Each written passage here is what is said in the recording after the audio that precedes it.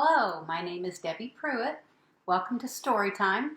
Today I'm going to be reading from my house. I'm using a fiction book and it's called a fable. That means the animals are the characters in the story and they take on human qualities like they talk, they do some planning, they have feelings. So that's what makes it a fable. This particular book that I'm going to read to you today is called The Three Little Wolves and the Big Bad Pig. This is a fractured or a twisted fairy tale. When you fracture something, it means to crack it a bit, or twisted means to manipulate it or change it. So that's what this author did. He took an old classic, The Three Little Pigs and the Big Bad Wolf, and he kind of flipped it, inverted it, twisted it, and he turned it into a new, very creative story. And this book won a Parents' Choice Award. So when we get done reading this together, I want you to decide, if you were a grown-up, would you think this was a good choice for kids to read and listen to? The author is a man named Eugene Trivizas, and he's the one who wrote the story with the words. And then he had a person named Helen Oxenbury who did all the beautiful pictures in the book. And all the pictures are similar to the front of the book, and they are done in watercolors. All right, let's get started. On the first page, you'll notice that a mama wolf is in bed, and she's painting her fingernails or her toenails, because she's a wolf, black, and she's got curlers in her hair, and her three little wolves are all around her. Here we go. Once upon a time, there were three cuddly little wolves with soft fur and fluffy tails who lived with their mother. The first was black, the second was gray, and the third one was white.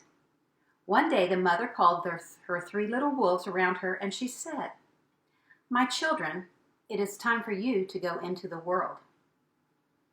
Go and build yourself a house for yourselves, but beware of the big bad pig."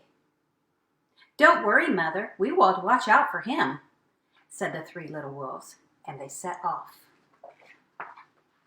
Soon they met a kangaroo who was pushing a wheelbarrow full of red and yellow bricks.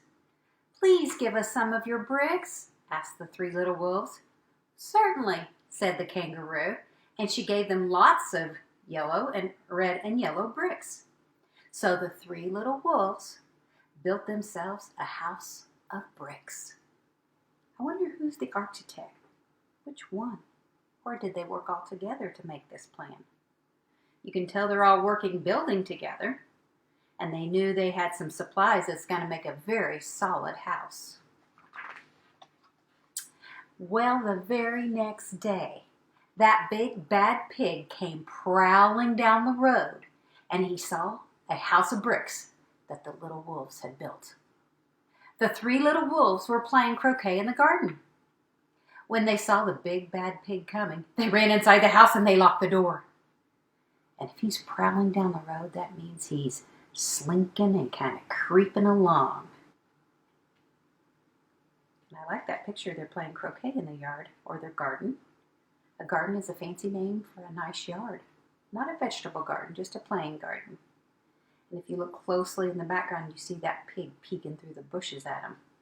But they spied him and got inside the house and locked it up, remember? The next page.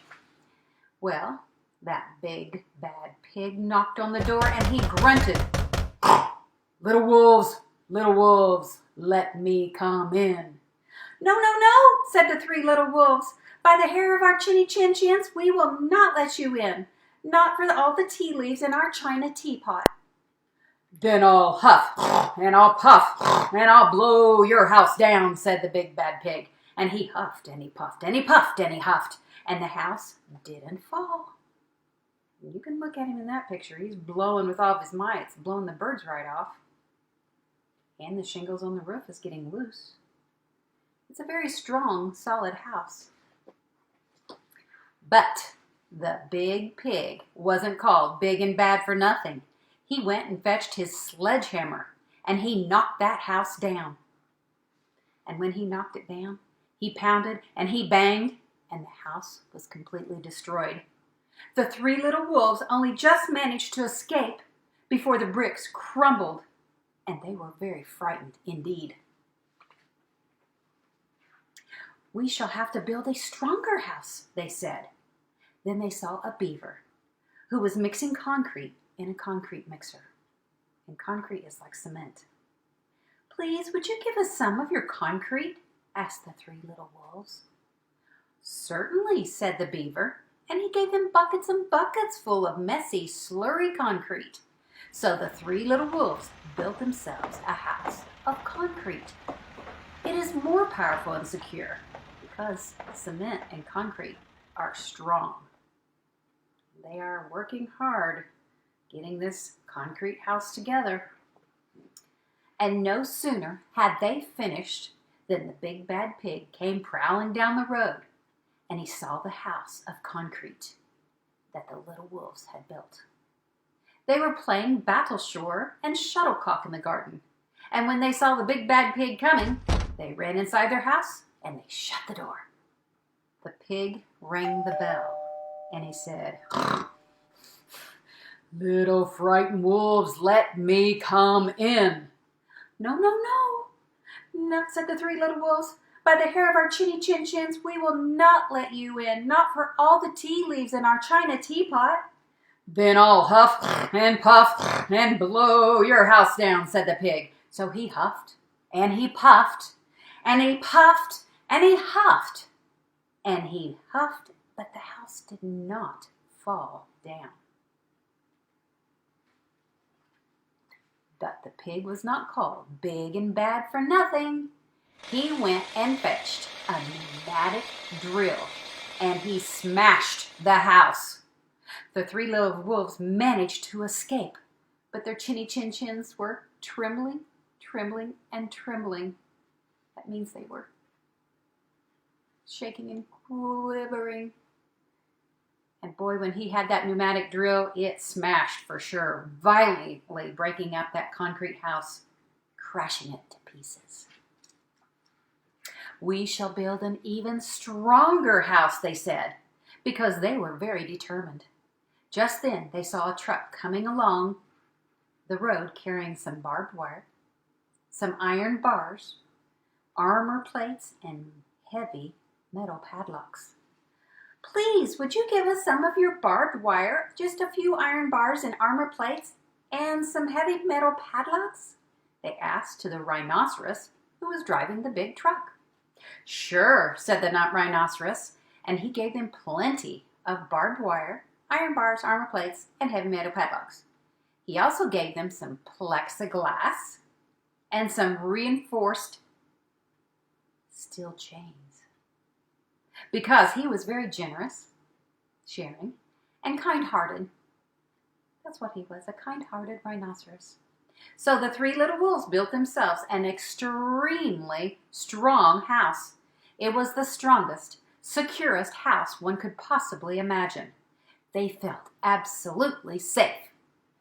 Super secure, heavy duty, indestructible. Look at that. And the rhinoceros is carrying stuff, even getting it out of the truck for them. The next day, the big bad pig came prowling down the road as usual, and the three little wolves were playing hopscotch out in the garden. When they saw the big bad pig coming, they ran inside the house, bolted the door, locked all 37 padlocks, and the pig dialed the video entrance phone and said, "Little frightened wolves with trembling chins, let me come in." "No, no, no, no," said the three little wolves. "But the hair of our chinny chin chins, we will not let you in, not for all the tea leaves in our china teapot."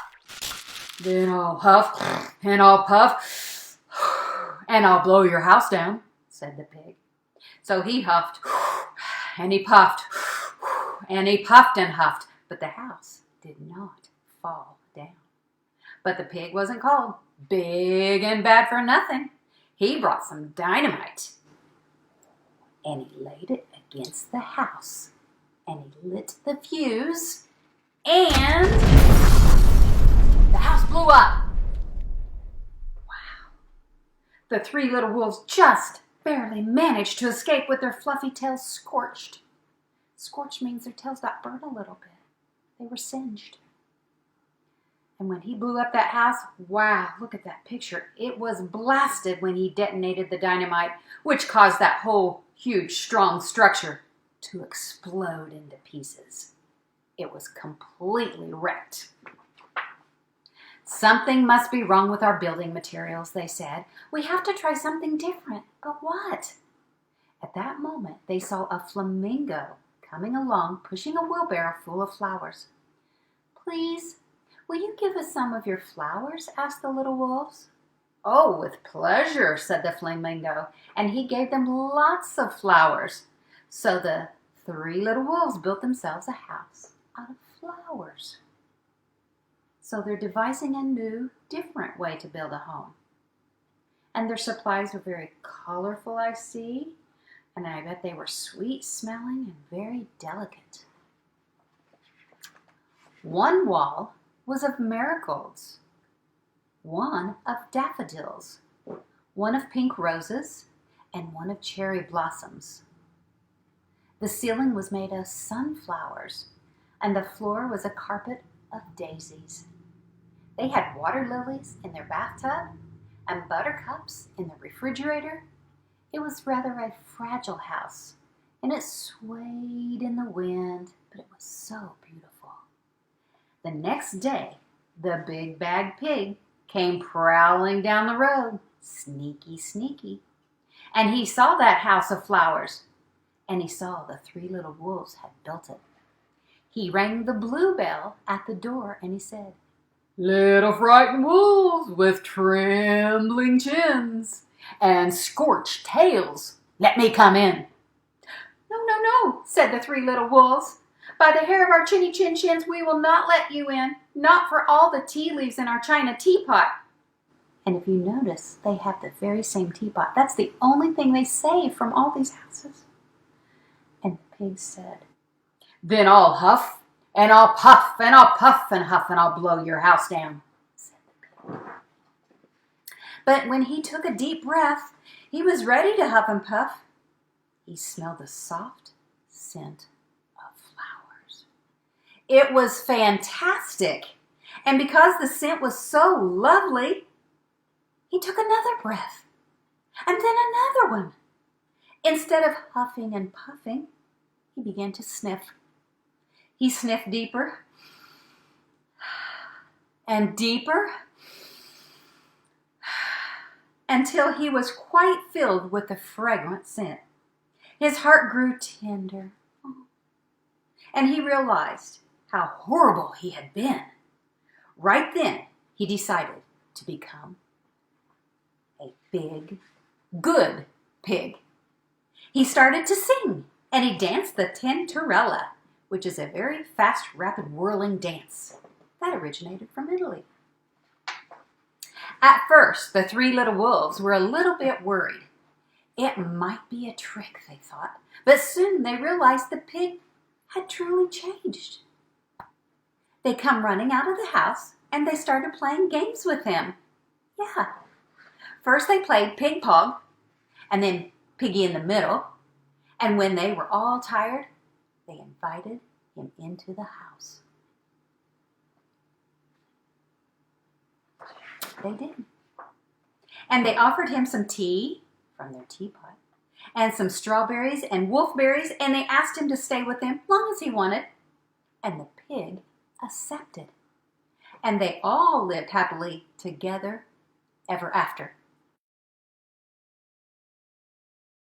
The end. That was a fun story, wasn't it? Thank you for joining me today. To end this story, it's not just to say the end, but it makes your mind start thinking, and I have a question for you. If you were going to change the end of this story, what would you build the last house out of?